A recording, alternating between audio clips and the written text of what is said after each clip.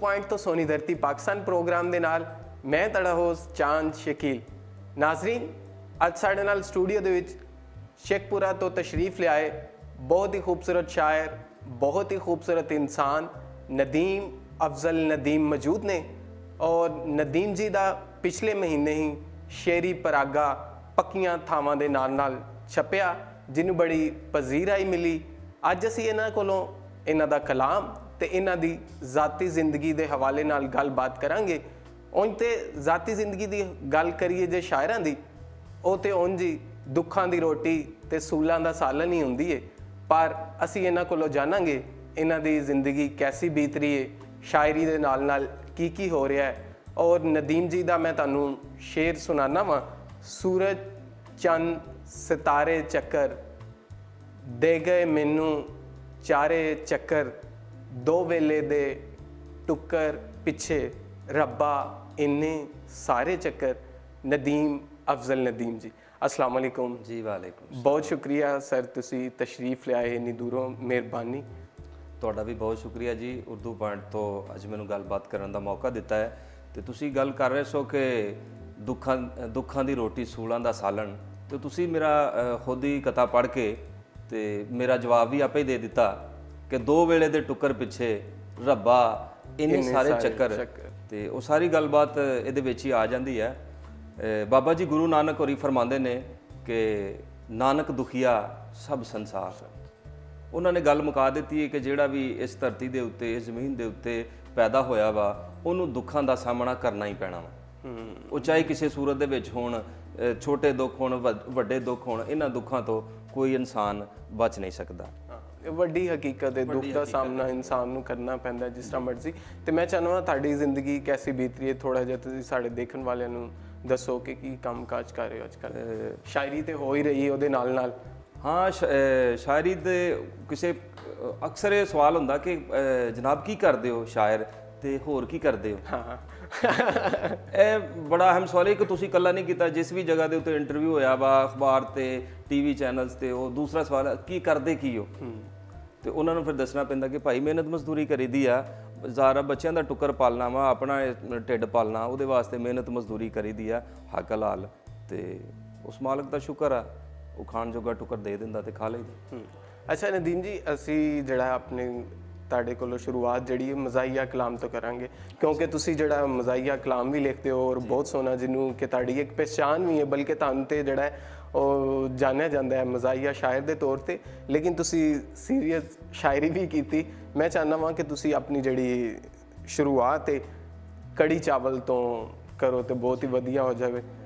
ਚਾਂਦ ਸ਼ਕੀਲ ਭਾਈ, ਬਹੁਤ ਸ਼ੁਕਰੀਆ। ਮੈਂ ਮਜ਼ਾਹੀਆ ਨਜ਼ਮ ਮੈਂ ਕੜੀ ਚਾਵਲ ਸੁਣਾ ਦੇਣਾ। ਬਿਹਤਰ ਸੀ ਕਿ ਅੱਜ ਪੱਕੀਆਂ ਥਾਵਾਂ ਤੇ ਗੱਲ ਹੁੰਦੀ, ਲੇਕਿਨ ਉਹ ਵੀ ਜ਼ਰੂਰੀ ਹੈ ਨਾ ਨਾਲ, ਕਿਉਂਕਿ ਤੁਹਾਡੀ ਇੱਕ ਪਹਿਚਾਣ ਹੈ, ਤੁਹਾਡਾ ਇੱਕ ਜਿਹੜੇ। ਲੇਕਿਨ ਮੈਂ ਤੁਹਾਨੂੰ ਨਜ਼ਮ ਸੁਣਾਉਣਾ ਕੜੀ ਚਾਵਲ।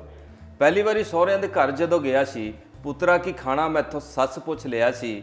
ਤੇਲ ਮਹਿੰਦੀ ਜੰਝ ਤੇ ਵਲੀਮੇ ਦਾ ਸਾ ਰੱਜਿਆ, ਕੀਮਾ ਸ਼ੀਮਾ ਅਜੇ ਸੀ ਦਿਮਾਗ ਵਿੱਚ ਸਜਿਆ।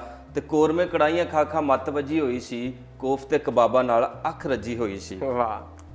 ਔਰ ਸੋਚਿਆ ਕਿ ਮੇਰੇ ਲਈ ਸਹੂਲਤ ਹੀ ਬਣਾਓ ਖਾਂ, ਆਖ ਦਿੱਤਾ ਅੱਜ ਕੜੀ ਚੌਲ ਹੀ ਪਕਾਓ ਖਾਂ। ਮੇਦੇ ਲਈ ਸਹੂਲਤ। ਹਾਂ, ਸੋਚਿਆ ਕਿ ਮੇਰੇ ਲਈ ਸਹੂਲਤ ਹੀ ਬਣਾਓ ਖਾਂ, ਆਖ ਦਿੱਤਾ ਅੱਜ ਕੜੀ ਚੌਲ ਹੀ ਪਕਾਓ ਖਾਂ।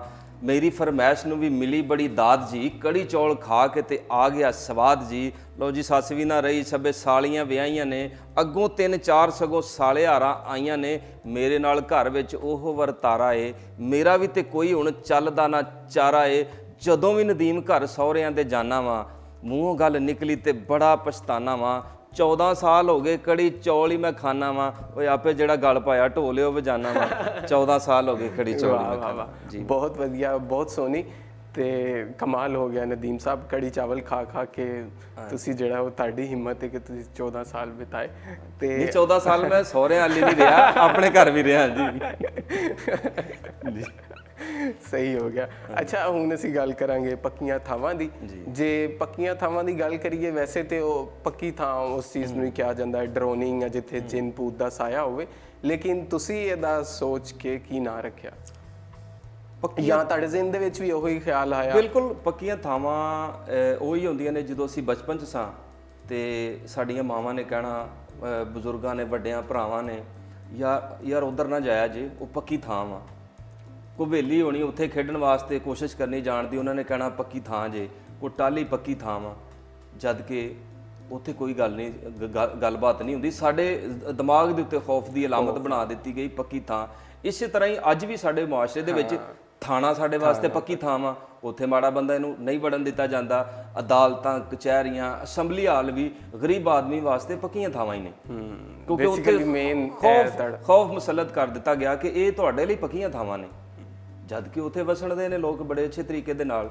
ਤੇ ਲਿਹਾਜ਼ਾ ਮੈਂ ਇਹ ਪੱਕੀਆਂ ਥਾਵਾਂ ਇਸ ਕਰਕੇ ਰੱਖਿਆ ਕਿ ਸਾਨੂੰ ਸਾਰੀ ਜ਼ਿੰਦਗੀ ਇਹਨਾਂ ਪੱਕੀਆਂ ਥਾਵਾਂ ਦਾ ਖੌਫ ਜਿਹੜਾ ਸਾਡੇ ਦਿਮਾਗ ਦੇ ਉੱਤੇ ਮੁਸੱਲਤ ਕਰ ਦਿੱਤਾ ਗਿਆ ਹੈ। ਹਾਂ, ਪੱਕੀ ਥਾਂ, ਕਿਉਂਕਿ ਮੇਰੇ ਜ਼ਿਹਨ ਦੇ ਵਿੱਚ ਵੀ ਇਹ ਆ ਰਿਹਾ ਸੀ। ਇੱਕ ਤੇ ਉਹ ਕਨਸੈਪਟ ਹੈਗਾ, ਲੇਕਿਨ ਤੁਸੀਂ ਜਦੀਦ ਦੌਰ ਦੇ ਮੁਤਾਬਕ ਜਿੱਥੇ ਇਨਸਾਨ ਨੂੰ ਡਰਾਇਆ ਜਾਂਦਾ ਹੈ, ਧਮਕਾਇਆ ਜਾਂਦਾ ਹੈ ਕਿ ਉੱਥੇ ਨਾ ਜਾਈਂ, ਫਲਾਣ ਹੈ, ਤੇਰਾ ਉੱਥੇ ਜਾਣਾ ਜਿਹੜਾ ਹੈ ਗੈਰ ਮੁਨਾਸਬ ਹੈ, ਤੈਨੂੰ ਕੋਈ ਨੁਕਸਾਨ ਹੋਏਗਾ।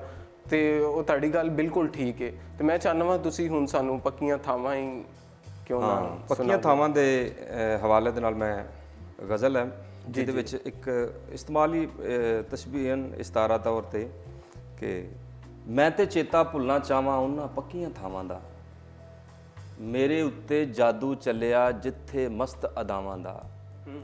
ਮੈਂ ਤੇ ਚੇਤਾ ਭੁੱਲਣਾ ਚਾਹਾਂ ਉਹਨਾਂ ਪੱਕੀਆਂ ਥਾਵਾਂ ਦਾ, ਮੇਰੇ ਉੱਤੇ ਜਾਦੂ ਚੱਲਿਆ ਜਿੱਥੇ ਮਸਤ ਅਦਾਵਾਂ ਦਾ। ਔਰ ਜਿਹਦੇ ਲਈ ਮੈਂ ਫਜਰੇ ਲਿਖਿਆ ਸਜਣੋਂ ਗੀਤ ਵਫਾਵਾਂ ਦਾ, ਜਿਹਦੇ ਲਈ ਮੈਂ ਸਜਣੋਂ ਲਿਖਿਆ ਫਜਰੇ ਗੀਤ ਵਫਾਵਾਂ ਦਾ, ਉਹਦੇ ਲਈ ਫਿਰ ਸ਼ਾਮੀ ਨੋਹਾ ਲਿਖਣਾ ਪਿਆ ਜਫਾਵਾਂ ਦਾ। ਵਾਹ ਵਾਹ ਵਾਹ। ਔਰ ਹਿੰਮਤ ਦੇ ਨਾਲ ਸਾਹਮਣਾ ਕੀਤਾ, ਹਿੰਮਤ ਦੇ ਨਾਲ ਸਾਹਮਣਾ ਕੀਤਾ ਆਈਆਂ ਕੁੱਲ ਬਲਾਵਾਂ ਦਾ, ਪਰ ਇਕਰਾਰੀ ਹੋਇਆ ਨਹੀਂ ਫਰਾਉਨਾ ਜੇ ਖੁਦਾਵਾਂ ਦਾ।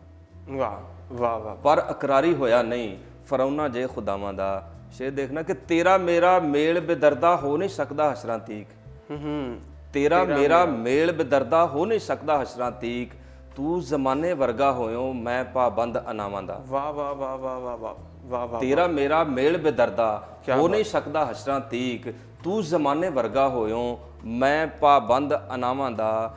ਔਰ ਬੰਦਿਆਂ ਦਾ ਇਹ ਝੂਠਾ ਖਾ ਖਾ ਬੰਦਿਆਂ ਵਰਗੇ ਹੋ ਗਏ ਨੇ, ਬੰਦਿਆਂ ਦਾ ਇਹ ਝੂਠਾ ਖਾ ਖਾ ਬੰਦਿਆਂ ਵਰਗੇ ਹੋ ਗਏ ਨੇ, ਹੁਣੇ ਲੱਖ ਬਨੇਰੇ ਬੋਲਣ ਕੋਈ ਇਤਬਾਰ ਨਹੀਂ ਕਾਵਾਂ ਦਾ। ਵਾਹ ਵਾਹ ਵਾਹ ਵਾਹ ਵਾਹ। ਬੰਦਿਆਂ ਦਾ ਇਹ ਝੂਠਾ ਖਾ ਖਾ ਬੰਦਿਆਂ ਵਰਗੇ ਹੋ ਗਏ ਨੇ, ਹੁਣੇ ਲੱਖ ਬਨੇਰੇ ਬੋਲਣ ਕੋਈ ਇਤਬਾਰ ਨਹੀਂ ਕਾਵਾਂ ਦਾ। ਔਰ ਬੁੱਲਾਂ ਉੱਤੇ ਸੀ ਨਹੀਂ ਆਉਂਦੀ ਦਿਲ ਹੜੱਪਾ ਬਣ ਜਾਵੇ, ਬੁੱਲਾਂ ਅੱਗੇ ਬੁੱਲਾਂ ਉੱਤੇ ਸੀ ਨਹੀਂ ਆਉਂਦੀ ਦਿਲ ਹੜੱਪਾ ਬਣ ਜਾਵੇ, ਬਾਲਾਂ ਨੂੰ ਫਿਰ ਹੱਸ ਵਿਖਾਵਣ ਧਨ ਜਿਗਰਾਏ ਮਾਵਾਂ ਦਾ। ਵਾਹ ਵਾਹ ਵਾਹ ਵਾਹ। ਬੁੱਲਾਂ ਉੱਤੇ ਕਿਆ ਬਾਤ। ਸੀ ਨਹੀਂ ਆਉਂਦੀ ਦਿਲ ਹੜੱਪਾ ਬਣ ਜਾਵੇ, ਬਾਲਾਂ ਨੂੰ ਫਿਰ ਹੱਸ ਵਿਖਾਵਣ ਧਨ ਜਿਗਰਾਏ ਮਾਵਾਂ ਦਾ। ਮੈਂ ਤੇ ਚੇਤਾ ਭੁੱਲਣਾ ਚਾਹਾਂ ਉਹਨਾਂ ਪੱਕੀਆਂ ਥਾਵਾਂ ਦਾ, ਮੇਰੇ ਉੱਤੇ ਜਾਦੂ ਚੱਲਿਆ ਜਿੱਥੇ ਮਸਤ ਅਦਾਵਾਂ ਦਾ। ਵਾਹ ਵਾਹ ਨਦੀਮ ਅਬਦੁਲ ਸਾਹਿਬ, ਬਹੁਤ ਖੂਬਸੂਰਤ, ਬਹੁਤ ਵਧੀਆ। ਜਿਹੜੀ ਤੁਸੀਂ ਵਿੱਚ ਕਾਵਾਂ ਦੇ ਡਰਨ ਦੀ ਔਰ ਨਾ ਡਰਨ ਦੀ ਗੱਲ ਕੀਤੀ, ਮੈਂ ਵੀ ਇੱਕ ਐਕਸਪੀਰੀਅੰਸ ਕੀਤਾ ਕਿ ਅਸੀਂ ਬਿੱਲੀ ਜਿਸ ਤਰ੍ਹਾਂ ਹੁਣ ਅਸੀਂ ਦੇਖਦੇ ਹਾਂ ਕਿ ਪਹਿਲੇ ਹੁਣ ਡਰਾਈਦਾ ਸੀ, ਉਹ ਡਰ ਜਾਂਦੀ ਸੀ, ਹੁਣ ਉਹ ਬੰਦਿਆਂ ਵਰਗੀਆਂ ਚੀਜ਼ਾਂ ਖਾ ਕੇ ਜੋ ਅਸੀਂ ਖਾਂਦੇ ਉਹਨੂੰ ਵੀ ਅਗਰ ਡਰਾਉਣ ਦੀ ਕੋਸ਼ਿਸ਼ ਕਰੀਏ, ਇਸ ਤਰ੍ਹਾਂ ਹੀ ਕਾਂ ਦੀ ਕੋਸ਼ਿਸ਼ ਕਰੀਏ ਔਰ ਨਹੀਂ ਡਰਦੀ ਉਹ, ਤੇ ਬੜਾ ਅੱਛਾ ਤੁਸੀਂ ਐਕਸਪੀਰੀਅੰਸ ਜਿਹੜਾ ਉਹ ਹਕੀਕਤ ਜਿਹੜੀ ਹੈ ਅੱਜ ਦੇ ਦੌਰ ਦੀ ਜਿਹੜੀ ਉਹ ਤੁਸੀਂ ਸਾਂਝੀ ਕੀਤੀ, ਬਹੁਤ ਵਧੀਆ। ਅੱਛਾ, ਮੈਂ ਜਾਣਨਾ ਚਾਹਾਂਗਾ ਕਿ ਤੁਸੀਂ ਜਿਹੜਾ ਸ਼ਾਇਰੀ ਕਦੋਂ ਤੋਂ ਕਰ ਰਹੇ ਹੋ, ਬਚਪਨ ਤੋਂ ਹੀ ਜਾਂ? ਜੀ 95-6 ਤੋਂ 1995-96 ਤੋਂ ਮਾੜੀ ਮੋਟੀ ਤਾਲੀਮ ਜਿਹੜੀ ਹਾਸਲ ਕਰਨੀ ਸੀ ਉਹ 90-92 ਤੱਕ ਕਰਕੇ, ਤੇ ਉਸ ਤੋਂ ਬਾਅਦ ਫਿਰ ਕੰਮੀ ਧੰਦੀ ਪੈ ਗਏ ਤੇ ਨਾਲ ਇਹ ਸਿਲਸਿਲਾ ਸ਼ੁਰੂ ਹੋ ਗਿਆ। ਤੇ 2000 ਦੇ ਵਿੱਚ ਮੇਰੀ ਪਹਿਲੀ ਕਿਤਾਬ ਉਰਦੂ ਹਮ ਤੁਮਾਰੇ ਹੈ ਉਹ ਛਪੀ। ਉਸ ਤੋਂ ਬਾਅਦ 2008 ਵਿੱਚ ਮੇਰੀ ਦੂਸਰੀ ਉਰਦੂ ਦੀ ਕਿਤਾਬ ਹਮ ਤੁਮਾਰੇ ਹੈ, ਤੇ ਇਹ ਹੁਣ 2018 ਦੇ ਵਿੱਚ ਪੱਕੀਆਂ ਥਾਵਾਂ। ਇਹਦੇ ਵਿੱਚ ਕਿਉਂ ਇੰਨੀ ਦੇਰ ਹੋਈ ਪੱਕੀਆਂ ਥਾਵਾਂ ਦੀ? ਕੀ ਥਾਂ ਕੱਚੀ ਤੋਂ ਪੱਕੀ ਕੀਤੀ ਪਹਿਲਾਂ? ਇਹਦੇ ਵਿੱਚ 10 ਸਾਲ ਦਾ ਐਕਸਪੀਰੀਅੰਸ ਵਕਫਾ ਆ ਗਿਆ ਕਿ ਇਹਦੇ ਵਿੱਚ ਸ਼ਾਦੀ ਹੋ ਗਈ ਸੀ, ਬੱਚੇ ਹੋ ਪਏ, ਫਿਰ ਜ਼ਰਾ ਥੋੜਾ ਜਿਹਾ ਵਕਫਾ ਆ ਗਿਆ ਤੇ ਇਨਸ਼ਾਅੱਲਾ ਹੁਣ ਚੱਲਦਾ ਰਹੇਗਾ ਕੰਮ। ਤੇ ਇਹਦੇ ਲਈ ਬਕਾਇਦਾ ਤੁਸੀਂ ਕੋਈ ਸਿੱਖਿਆ ਕਿਸੇ ਕੋਲੋਂ? ਹਾਂ, ਸੁਲਤਾਨ ਬਾਹੂ ਸਾਹਿਬ ਫਰਮਾਉਂਦੇ ਨੇ ਕਿ ਬਿਨਾ ਮੁਰਸ਼ਿਦਾਂ ਰਾਹ ਨਹੀਂ ਆਤੇ ਹੁੰਦੇ। ਵਾਹ ਬੇਸ਼ੱਕ। ਦੁੱਧਾਂ ਬਾਜ ਨਹੀਂ, ਪੀਰ ਵਾਰਿਸ ਸ਼ਾਹ ਸਰਕਾਰ ਫਰਮਾਉਂਦੇ ਨੇ ਕਿ ਦੁੱਧਾਂ ਬਾਝ ਨਹੀਂ ਰਿੱਝਦੀ ਖੀਰ ਹੀਰੇ। ਤੇ ਕੋਈ ਵੀ ਦੁਨੀਆ ਦਾ ਕੰਮ ਆ ਉਹ ਤੁਹਾਨੂੰ ਸਿੱਖਣਾ ਜ਼ਰੂਰ ਪਏਗਾ। ਮੈਂ ਵੀ ਸਿੱਖਿਆ ਤੇ ਬਹੁਤ ਸਾਰੇ ਲੋਕਾਂ ਕੋਲੋਂ ਸਿੱਖਿਆ।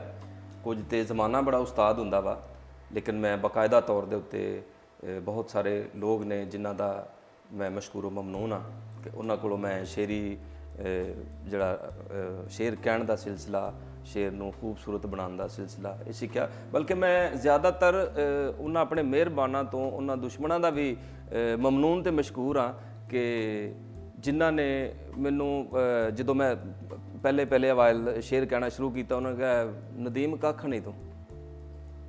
ਔਰ ਮੇਰਾ ਖਿਆਲ ਹੈ ਮੈਂ ਸਭ ਤੋਂ ਜ਼ਿਆਦਾ ਉਹਨਾਂ ਦਾ ਮਸ਼ਕੂਰ ਆ ਜਿਨ੍ਹਾਂ ਨੇ ਮੈਨੂੰ ਕਿਹਾ ਕਿ ਨਦੀਮ ਸਾਹਿਬ ਕੱਖ ਨਹੀਂ ਸ਼ੇਰ ਤੁਸੀਂ ਕਿਹਾ।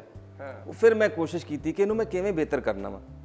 ਦੋਸਤਾਂ ਦਾ ਤੇ ਮਸ਼ਕੂਰ ਹੈ ਹੀ ਐਵਾਂ, ਲੇਕਿਨ ਸਭ ਤੋਂ ਜ਼ਿਆਦਾ ਮੈਂ ਆਪਣੇ ਉਹਨਾਂ ਨੂੰ ਵੀ ਮੈਂ ਦੋਸਤ ਹੀ ਕਹਾਂਗਾ, ਉਹਨਾਂ ਨੂੰ ਮਿਹਰਬਾਨ ਕਹਾਂ ਕਿ ਜਿਨ੍ਹਾਂ ਨੇ ਮੈਨੂੰ ਮੇਰੀ ਨਿੰਦਿਆ ਕਰਕੇ ਤੇ ਮੈਨੂੰ ਅੱਛੇ ਰਾਹ ਤੇ ਟੋਰ ਦਿੱਤਾ। ਯਕੀਨਨ ਜਦੋਂ ਨਿੰਦਿਆ ਹੁੰਦੀ ਹੈ, ਜਿਹੜਾ ਬੰਦਾ ਸਿੱਖਣ ਵਾਲਾ ਹੁੰਦਾ ਹੈ ਕੋਸ਼ਿਸ਼ ਕਰਦਾ ਹੈ ਮੈਂ ਮਜ਼ੀਦ ਬਿਹਤਰ ਕਰਾਂ, ਇਸ ਚੀਜ਼ ਨੂੰ ਪਾਲਿਸ਼ ਕਰਾਂ। ਸ਼ੇਰ ਹੈਗਾ ਉਹਨੂੰ ਬਾਰ-ਬਾਰ ਦੇਖਾਂ ਕਿਉਂਕਿ ਕਿਉਂ ਮੈਨੂੰ ਠੁਕਰਾਇਆ ਜਾ ਰਿਹਾ, ਕਿਉਂ ਮੇਰੀ ਨਿੰਦਿਆ ਕੀਤੀ ਜਾ ਰਹੀ। ਔਰ ਤੁਸੀਂ ਵੀ ਉਸ ਰਾਹ ਤੇ ਟੁਰੇ, ਬੜੀ ਚੰਗੀ ਗੱਲ ਹੈ, ਬਹੁਤ ਸੋਹਣੀ ਗੱਲ ਹੈ। ਹੁਣ ਤੁਹਾਡੀ ਇੱਕ ਨਜ਼ਮ ਹੈਗੀ ਹੀਰਾ, ਮੈਂ ਜਦੋਂ ਉਹ ਪੜ੍ਹੀ ਔਰ ਮੈਂ ਵੀ ਇੱਕ ਕੈਫੀਅਤ ਦੇ ਵਿੱਚ ਰਿਹਾ। ਔਰ ਤੁਸੀਂ ਉਹਨੂੰ ਜਿਹੜਾ ਪਹਿਲੇ ਮੈਂ ਚਾਹੁੰਦਾ ਵਾਂ ਕਿ ਨਜ਼ਮ ਅਸੀਂ ਸੁਣ ਲਈਏ, ਫਿਰ ਉਹਦੇ ਬਾਰੇ ਮੈਂ ਤੁਹਾਨੂੰ ਜਾਣਨਾ ਚਾਹਾਂਗਾ ਕਿ ਤੁਹਾਡਾ ਜ਼ਾਤੀ ਐਕਸਪੀਰੀਅੰਸ ਹੈ। ਪਹਿਲੇ ਨਜ਼ਮ ਤੁਸੀਂ ਸੁਣਾਓ। ਨਜ਼ਮ ਹੀਰਾ ਜੀ ਕਿ ਕਦੋਂ ਇਹ ਬਹੁਤ ਪੁਰਾਣੀ ਗੱਲ ਏ, ਕਦੋਂ ਇਹ ਬਹੁਤ ਪੁਰਾਣੀ ਗੱਲ ਏ, ਮੇਰੀ ਉਮਰ ਦੀ ਹਾਣੀ ਗੱਲ ਏ, ਮੇਰੇ ਬਚਪਨ ਦਾ ਇੱਕ ਯਾਰ, ਸਾਡਾ ਇੱਕ ਮਿਸਾਲੀ ਪਿਆਰ, ਇਕੱਠਿਆਂ ਰਲ ਕੇ ਬੀਏ ਕੀਤਾ, ਪਰ ਤਕਦੀਰ ਨੇ ਕੀ ਇਹ ਕੀਤਾ, ਵੇਲੇ ਦੇ ਫਿਰ ਝੱਖੜ ਚੱਲੇ, ਹੋ ਗਏ ਉੜ ਕੱਲੇ ਕੱਲੇ। ਉਹਦਾ ਉੱਚਾ ਲੰਮਾ ਸੋਹਣਾ ਕੱਦ ਸੀ, ਹੁਸਨ ਵਾਲੀ ਵੀ ਮੁੱਕੀ ਹੱਦ ਸੀ, ਮਾਂ ਨੇ ਰੱਖਿਆ ਨਾਂ ਸੀ ਹੀਰਾ, ਭੈਣਾ ਉਹਨੂੰ ਆਖਣ ਵੀਰਾ। ਔਰ ਕਿਸੇ ਨੇ ਫਿਰ ਉਹ ਠੱਗਿਆ ਹੀਰਾ, ਉਹ ਨਸ਼ਿਆਂ ਤੇ ਲੱਗਿਆ ਹੀਰਾ, ਮਾਂ ਵੀ ਲੱਖ ਸਮਝਾ ਕੇ ਹਾਰੀ, ਨਸ਼ਿਆਂ ਉਹਦੀ ਮੱਤ ਸੀ ਮਾਰੀ। ਔਰ ਉਹ ਨਸ਼ਿਆਂ ਤੋਂ ਬਾਜ਼ ਨਾ ਆਇਆ, ਹੱਸਦਾ ਟੱਬਰ ਉਹ ਸਰਵਾਇਆ, ਨਾ ਹੀ ਚੱਜ ਨਾਲ ਘਰ ਵਿੱਚ ਰਹਿੰਦਾ, ਜਾ ਬਾਬੇ ਦੇ ਤਕੀਏ ਬਹਿੰਦਾ। ਔਰ ਉਹਦੇ ਨਸ਼ੇ ਨਾ ਹੋਣ ਪੂਰੇ, ਘਰਦਿਆਂ ਨੂੰ ਉਹ ਆ ਕੇ ਘੂਰੇ, ਉਹਨੂੰ ਭੁੱਲੀ ਕੁੱਲ ਖੁਦਾਈ, ਨਸ਼ਿਆਂ ਉਹਦੀ ਸੁਰਤ ਭੁਲਾਈ, ਤੇ ਉਹ ਕੀ ਜਾਣੇ ਆਟਾ ਕੀਏ ਜਾਂ ਫਿਰ ਝੱਗਾ ਪਾਟਾ ਕੀਏ, ਤੇ ਉਹ ਕੀ ਜਾਣੇ ਬਿੱਲ ਕੀ ਹੁੰਦਾ, ਮਾਂ ਦਾ ਚੰਦਰਾ ਦਿਲ ਕੀ ਹੁੰਦਾ। ਵਾਹ ਵਾਹ ਵਾਹ ਵਾਹ ਵਾਹ। ਮਾਂ ਦਾ ਚੰਦਰਾ ਦਿਲ ਕੀ ਹੁੰਦਾ, ਤੇ ਗਲਦੀ ਗਲ ਗਈ ਯਾਰੋ, ਚੜੀ ਜਵਾਨੀ ਢਲ ਗਈ ਯਾਰੋ, ਨਸ਼ਿਆਂ ਉਹਨੂੰ ਮਾਰ ਮੁਕਾਇਆ, ਉਹਦੇ ਤਨ ਦਾ ਮਾਸ ਸੁਕਾਇਆ। ਔਰ ਨਸ਼ਿਆਂ ਅੱਗੇ ਹਰ ਗਿਆ ਹੀਰਾ, ਆਖਰ ਇੱਕ ਦਿਨ ਮਰ ਗਿਆ ਹੀਰਾ। ਔਰ ਉਹਦੀ ਮਾਂ ਵੀ ਮਰਨੇ ਪੈ ਗਈ, ਕਦੋਂ ਵਿਚਾਰੀ ਜਿਉਂਦੀ ਰਹਿ ਗਈ, ਚੌਂ ਭੈਣਾਂ ਦਾ ਵੀਰ ਸੀ ਕੱਲਾ, ਅੱਜ ਜਿਨ੍ਹਾਂ ਦਾ ਵਾਰਸ ਅੱਲਾ, ਤੇ ਇੱਥੇ ਇੱਕ ਨੇ ਹੀਰਾ ਮੋਇਆ, ਘਰ ਘਰ ਦੇ ਵਿੱਚ ਇਹ ਕੁਝ ਹੋਇਆ, ਇੱਥੇ ਲੱਖਾਂ ਹੀਰੇ ਰੁਲ ਗਏ, ਕਈ ਭੈਣਾਂ ਦੇ ਵੀਰੇ ਰੁਲ ਗਏ। ਉਹ ਤਰਲੇ ਵਾਲੀ ਗੱਲ ਸੋਚੋ, ਜਿਹੜਾ ਮੁਜਰਮ ਉਹਨੂੰ ਬੋਚੋ, ਜੀਣਾ ਕੌਣ ਹਰਾਮ ਕਰਦਾ, ਕੌਣ ਨਸ਼ੇ ਨੂੰ ਆਮ ਕਰਦਾ। ਤੇ ਸਾਡੇ ਹਾਕਮ ਕੁੱਲ ਅਦਾਰੇ, ਜੇ ਨਹੀਂ ਸ਼ਾਮਲ ਵਿੱਚ ਸਾਰੇ, ਕਿਉਂ ਨਹੀਂ ਬੰਦ ਬਾਜ਼ਾਰੇ ਕਰਦੇ, ਜੋ ਮੌਤ ਦਾ ਕਾਰੋਬਾਰ ਕਰਦੇ। ਤੇ ਨਾਲੇ ਹਾਕਮਾਂ ਅੱਗੇ ਇੱਕ ਅਪੀਲ ਏ, ਓਏ ਆਵਾਮ ਨੂੰ ਕਰੋ ਨਾ ਇੰਜ ਜ਼ਲੀਲ ਏ, ਹਾਕਮਾਂ ਅੱਗੇ ਇੱਕ ਅਪੀਲ ਏ, ਆਵਾਮ ਨੂੰ ਕਰੋ ਨਾ ਇੰਜ ਜ਼ਲੀਲ ਏ, ਜਿੰਨੀਆਂ ਲੰਮੀਆਂ ਜੜ੍ਹਾਂ ਨੇ ਵੱਡੋ, ਉਹ ਨਸ਼ਿਆਂ ਨੂੰ ਮੇਰੇ ਦੇਸ਼ ਚੋਂ ਕੱਢੋ। ਔਰ ਨਸ਼ੇ ਨਦੀਮ ਜੇ ਬੰਦ ਨਾ ਹੋਏ, ਅਸੀਂ ਜੇ ਅੱਗੇ ਕੰਧ ਨਾ ਹੋਏ, ਸਾਡੇ ਵੀਰੇ ਮਰਦੇ ਰਹਿਣੇ, ਸਾਡੇ ਹੀਰੇ ਮਰਦੇ ਰਹਿਣੇ, ਸਾਡੇ ਵੀਰੇ ਮਰਦੇ। ਵਾਹ ਵਾਹ ਵਾਹ ਵਾਹ ਵਾਹ ਵਾਹ ਵਾਹ, ਕੀ ਬਾਤ ਹੈ। ਬਹੁਤ ਖੂਬਸੂਰਤ ਨਦੀਮ ਸਾਹਿਬ, ਬਹੁਤ ਜ਼ਬਰਦਸਤ ਅਲਫਾਜ਼ਾਂ ਦਾ ਇਸਤੇਮਾਲ, ਚੁਣਾਵ ਜਿਹੜਾ ਤੁਸੀਂ ਬਹੁਤ ਖੂਬਸੂਰਤ ਤਰੀਕੇ ਨਾਲ ਕੀਤਾ। ਹੁਣ ਮੈਂ ਇਹ ਸਟੋਰੀ ਮੈਂ ਜਦੋਂ ਨਜ਼ਮ ਪੜ੍ਹੀ ਔਰ ਮੈਨੂੰ ਲੱਗਾ ਕਿ ਤੁਹਾਡਾ ਇਹ ਕੋਈ ਜ਼ਾਤੀ ਐਕਸਪੀਰੀਅੰਸ ਜਾਂ ਕੋਈ ਬਹੁਤ ਕਰੀਬੀ ਸੀ। ਮੈਂ ਜਾਣਨਾ ਚਾਹਾਂਗਾ ਤੁਸੀਂ ਇਹ ਨਜ਼ਮ, ਤੁਹਾਡਾ ਖਿਆਲ ਕਿਸ ਤਰ੍ਹਾਂ ਆਇਆ? ਦੇਖੋ, ਮੈਂ ਜਿਸ ਪਸਮਾਨਦਾ ਜਿਹੇ ਇਲਾਕੇ ਦੇ ਵਿੱਚ ਰਹਿਣਾ ਨਾ, ਉੱਥੇ ਬਹੁਤ ਜ਼ਿਆਦਾ ਨਸ਼ੇ ਦੇ ਉੱਤੇ ਲੋਕ ਲੱਗੇ ਨੇ, ਕਿਉਂਕਿ ਮੇਰੇ ਜ਼ਾਤੀ ਘਰ ਦਾ ਮਾਮਲਾ ਸੀ। ਅੱਛਾ। ਤੇ ਲੇਕਿਨ ਇਹ ਮੈਂ ਲਿਖੀ ਯਾਨੀ ਕਦੋਂ ਮੇਰੇ ਅੰਦਰ ਇਹ ਉਦਮ ਆਇਆ ਕਿ ਮੈਂ ਲਿਖਾਂ, ਕਿਉਂਕਿ ਵਾਕਿਆ ਤੇ ਤੁਹਾਡੇ ਸਾਹਮਣੇ ਵੀ ਹਜ਼ਾਰਾਂ ਹੁੰਦੇ ਨੇ, ਮੇਰੇ ਸਾਹਮਣੇ ਵੀ ਰੋਜ਼ ਹੁੰਦੇ ਨੇ, ਹਰ ਬੰਦੇ ਨੂੰ ਬੰਦਾ ਕੈਪਚਰ ਤਾਂ ਨਹੀਂ ਕਰਦਾ ਹਰ ਚੀਜ਼ ਨੂੰ। ਇੱਕ ਦਿਨ ਮੈਂ ਰਾਤ ਨੂੰ ਇੱਕ ਨਿੱਜੀ ਟੀਵੀ ਵੇਖ ਰਿਹਾ ਸੀ, ਉਹਦੇ ਉੱਤੇ ਇੱਕ ਬੰਦਾ, ਉਹ ਮੋਬਾਈਲ ਨਹੀਂ 2 ਨੰਬਰ ਜੇ ਵੇਚਦੇ, 1000-2000 ਰੁਪਏ ਦਾ ਅਸਲ ਵਿਖਾ ਕੇ ਤੇ ਨਕਲ ਵੇਚ ਦਿੰਦੇ ਇੰਜੀ ਕਰ। ਉਸ ਚੋਰ ਦਾ ਉਹਨਾਂ ਨੇ ਜਾਂ ਉਸ ਠੱਗ ਦਾ ਮੂੰਹ ਕਾਲਾ ਕਰਕੇ ਤੇ ਅੱਧੇ ਘੰਟੇ ਦਾ ਪ੍ਰੋਗਰਾਮ ਕੀਤਾ। ਇੱਕ ਇੱਧਰ ਪੁਲਿਸ ਵਾਲਾ, ਇੱਕ ਇੱਧਰ ਹਾਰ ਰੋਡ ਦਾ ਵਾਕਿਆ ਸੀ ਤੇ ਮੈਨੂੰ ਬੜੀ ਤਕਲੀਫ ਹੋਈ। ਮੈਂ ਉਹਦੀ ਹਮਾਇਤ ਨਹੀਂ ਕਰ ਰਿਹਾ, ਮੈਂ ਕਹਿ ਰਿਹਾ ਕਿ ਅਗਰ ਉਹ ਮੁਜਰਮ ਆ ਤੇ ਉਹਨੂੰ ਜਿਹੜੀ ਉਹਦੀ ਸਜ਼ਾ ਬਣਦੀ ਉਹਨੂੰ ਦਿੱਤੀ ਜਾਵੇ। ਉਹ ਇੱਕ ਇਨਸਾਨ ਆ ਯਾਰ, ਉਹਨੂੰ ਇੰਨਾ ਜ਼ਲੀਲ ਕੀਤਾ ਗਿਆ, ਉਹਦਾ ਮੂੰਹ ਕਾਲਾ ਕਰਕੇ ਸਿਆਹੀ ਦੇ ਨਾਲ, ਤੇ ਉਹਨੂੰ ਅੱਧੇ ਘੰਟੇ ਦਾ ਸ਼ੋਅ ਇੱਕ ਟੀਵੀ ਐਂਕਰ ਨੇ ਕਰ ਦਿੱਤਾ। ਮੈਨੂੰ ਬੜੀ ਤਕਲੀਫ ਹੋਈ, ਮੈਨੂੰ ਬਹੁਤ ਹੀ ਕਰਮ ਮਹਿਸੂਸ ਕੀਤਾ ਯਾਰ। ਉਹਨੇ ਆਪਣਾ ਵਾਕਿਆ ਵੀ ਦੱਸਿਆ ਕਿ ਮੈਂ ਗ੍ਰੈਜੂਏਸ਼ਨ ਕੀਤੀ ਆ, ਮੇਰੀ ਵਾਲਦਾ ਬਿਮਾਰ ਆ, ਮੇਰਾ ਨਹੀਂ ਗੁਜ਼ਾਰਾ ਹੁੰਦਾ, 10-12 ਹਜ਼ਾਰ ਤੋਂ ਵੱਧ ਮੈਨੂੰ ਜੌਬ ਨਹੀਂ ਮਿਲਦੀ। ਅਗਲੇ ਦਿਨ ਮੈਂ ਸਵੇਰ ਵੇਖਿਆ ਤੇ ਇੱਕ ਮੈਂ ਖਬਰ ਵੇਖੀ ਕਿ 1500 किलो हीरोइन पेशावर से आते हुए सरफ के पैकेटों में पकड़ी गई। ਹੁਣ ਐਡਾ ਵੱਡਾ ਇੱਕ ਡਰੱਗ ਆ ਰਹੀ ਆ ਨਸ਼ੇ ਵਾਸਤੇ, ਉਹਦਾ 500 ਕਿਲੋ 500 ਜਾਂ 1500 ਕਿਲੋ ਉਹਦਾ ਥੱਲੇ ਸਟicker ਚੱਲਣ ਦਿਆ, ਸਟicker ਖਬਰਾਂ, ਯਾਨੀ ਉਹਦਾ ਕੋਈ ਸ਼ੋਅ ਨਹੀਂ ਹੋ ਰਿਹਾ। ਔਰ 10-15 ਮਿੰਟ ਉਹ ਚੱਲੀ, ਉਹ ਵੀ ਬੰਦ ਹੋ ਗਈ। ਫਿਰ ਮੈਂ ਕਿਹਾ ਕਿ ਛੋਟੀਆਂ ਬੁਰਾਈਆਂ ਅਸੀਂ ਸ਼ੋਅ ਕਰ ਦਿੰਦੇ ਆ, ਜਿਹੜੀਆਂ ਬਹੁਤ ਜਿਹੜੀ ਘਰਾਂ ਦੇ ਘਰ ਤਬਾਹ ਕਰ ਦਿੱਤੇ ਨੇ ਜਿੰਨੇ, ਉਹਦੇ ਬਾਰੇ ਸੀ। ਫਿਰ ਮੈਂ ਇਹ ਹੀਰਾ ਨਜ਼ਮ ਕਹੀ ਜੀ। ਵਾਹ ਵਾਹ ਵਾਹ ਵਾਹ, ਬਹੁਤ ਸੋਹਣੀ ਔਰ ਬਹੁਤ ਅੱਛਾ ਖਿਆਲ, ਜਿਸ ਤਰ੍ਹਾਂ ਕਿ ਮੈਂ ਪਹਿਲੇ ਵੀ ਕਿਹਾ। ਔਰ ਸ਼ਾਇਰ ਮੇਰਾ ਖਿਆਲ ਹੈ ਕਿ ਜਦੋਂ ਡੂੰਘਾਈ 'ਚ ਜਾ ਕੇ ਚੀਜ਼ ਨੂੰ ਲਿਖਦਾ ਹੈ ਤੇ ਉਦੋਂ ਉਹਦਾ ਇੱਕ ਹੋਰ ਹੀ ਇੱਕ ਮਜ਼ਾ ਹੁੰਦਾ ਹੈ, ਜਿਸ ਤਰ੍ਹਾਂ ਕਿ ਇਸ ਨਜ਼ਮ ਨੂੰ ਪੜ੍ਹ ਕੇ ਬੰਦਾ ਮਾਣ ਸਕਦਾ ਹੈ। ਔਰ ਬਹੁਤ ਸ਼ੁਕਰੀਆ ਨਦੀਮ ਸਾਹਿਬ। ਅੱਛਾ, ਮੈਂ ਇੱਕ ਹੋਰ ਸਵਾਲ ਹੈ ਕਿ ਤੁਸੀਂ ਮੁਹੱਬਤ ਤੇ ਜ਼ਿੰਦਗੀ 'ਚ ਕੀਤੀ ਹੋਣੀ ਤੇ ਕਿੰਨੀ ਵਾਰੀ ਕੀਤੀ? ਦੇਖ ਲੈ ਨਾ, ਦੇਖੋ ਇਸ ਮੌਜੂ ਤੇ ਕਿਸੇ ਦਿਨ ਫਿਰ ਅਲੱਗਾ ਰੱਖ ਲਓ ਕਿੰਨੀ ਵਾਰੀ ਕੀਤੀ ਹੈ। ਅੱਛਾ, ਇਹਦੇ ਲਈ ਅਲੱਗਾ ਰੱਖਣਾ? ਹਾਂ, ਇਹ ਦੇਖੋ ਮੁਹੱਬਤ ਇਨਸਾਨ ਦਾ ਇੱਕ, ਕਿਉਂਕਿ ਇਹ ਸ਼ਾਇਰੀ ਨੂੰ ਪੜ੍ਹ ਕੇ ਲੱਗਦਾ ਹੈ ਹਾਂਜੀ ਕਿ ਇੱਕ ਵਾਰੀ ਨਹੀਂ, ਮੁਹੱਬਤ ਜਜ਼ਬਾ ਹੈ ਨਾ ਇੱਕ। ਔਰ ਕੋਈ ਵੀ ਜਿਸ ਤਰ੍ਹਾਂ ਰੋਟੀ ਜ਼ਰੂਰੀ ਹੈ ਨਾ ਇਨਸਾਨ ਨੂੰ ਜ਼ਿੰਦਾ ਰਹਿਣ ਵਾਸਤੇ, ਇਸੇ ਤਰ੍ਹਾਂ ਮੁਹੱਬਤ ਵੀ ਬੜੀ ਜ਼ਰੂਰੀ ਹੈ। ਦੇਖ ਲਓ, ਦੇਖ ਰਹੇ ਨੇ ਭਰਜਾਈ ਸਾਡੇ। ਹਾਂ, ਉਹਨਾਂ ਨੂੰ ਵੀ ਪਤਾ ਵਾ ਕਿ ਮੁਹੱਬਤ ਇਨਸਾਨ ਨੂੰ ਬਾਰ-ਬਾਰ ਕਰਨੀ ਪੈਂਦੀ ਆ, ਪੈਰ ਤੇ ਕਰਨੀ ਪੈਂਦੀ ਆ। ਹੁਣ ਤੁਹਾਡੇ ਕੋਲ ਆਏ ਸੀ, ਤੁਹਾਡੇ ਕੋਲ ਵੀ ਤੇ ਮੁਹੱਬਤ ਨਾਲ ਹੀ ਆਏ ਆ ਨਾ, ਤੁਸੀਂ ਵੀ ਸਾਨੂੰ ਮੁਹੱਬਤ ਨਾਲ ਹੀ ਸੱਦਿਆ, ਲਿਹਾਜ਼ਾ ਬਹੁਤ ਸਾਰੀਆਂ ਮੁਹੱਬਤਾਂ ਕੀਤੀਆਂ ਨੇ ਤੇ ਸਾਰੀਆਂ। ਅੱਛਾ, ਇੱਕ ਹੋਰ ਗੱਲ ਦੱਸਦੇ ਆ ਕਿ ਬੜੀਆਂ ਮੁਹੱਬਤਾਂ ਕੀਤੀਆਂ ਨੇ ਤੇ ਅਸੀਂ ਕੀਤੀਆਂ ਨੇ, ਬਸ ਅੱਗੋਂ ਕੋਈ ਰਿਸਪੌਂਸ? ਅਸੀਂ ਕੀਤੀਆਂ ਨੇ। ਬਹੁਤ ਅੱਛੇ, ਜਿੰਨੀਆਂ ਮੁਹੱਬਤਾਂ ਕੀਤੀਆਂ, ਜਿੰਨੀਆਂ ਵੀ ਮੁਹੱਬਤਾਂ ਕੀਤੀਆਂ ਨੇ ਅਸੀਂ ਕੀਤੀਆਂ ਨੇ। ਕੀ ਬਾਤ ਹੈ ਨਦੀਮ ਸਾਹਿਬ, ਬਹੁਤ ਸ਼ੁਕਰੀਆ। ਛਾ ਗਏ ਤੁਸੀਂ, ਮਿਹਰਬਾਨੀ, ਤਸ਼ਰੀਫ ਲਿਆਏ ਔਰ ਆਪਣੀਆਂ ਮੁਹੱਬਤਾਂ ਦਾ ਇਜ਼ਹਾਰ ਕੀਤਾ ਸਾਰੀ ਦੁਨੀਆ ਦੇ ਸਾਹਮਣੇ। ਬੜੀ ਗੱਲ ਹੁੰਦੀ ਹੈ ਕਿ ਕਿਸੇ ਮੁਹੱਬਤ ਦਾ ਇਜ਼ਹਾਰ ਕਰਨਾ ਬਹੁਤ ਔਖਾ ਹੁੰਦਾ ਹੈ।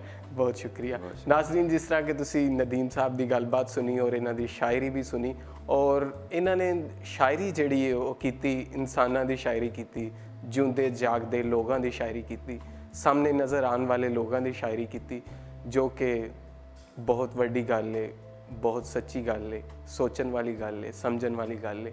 ਔਰ ਅਸੀਂ ਆਸ ਕਰਾਂਗੇ ਅੱਜ ਦਾ ਪ੍ਰੋਗਰਾਮ ਵੀ ਤੁਹਾਨੂੰ ਪਸੰਦ ਆਇਆ ਹੈ।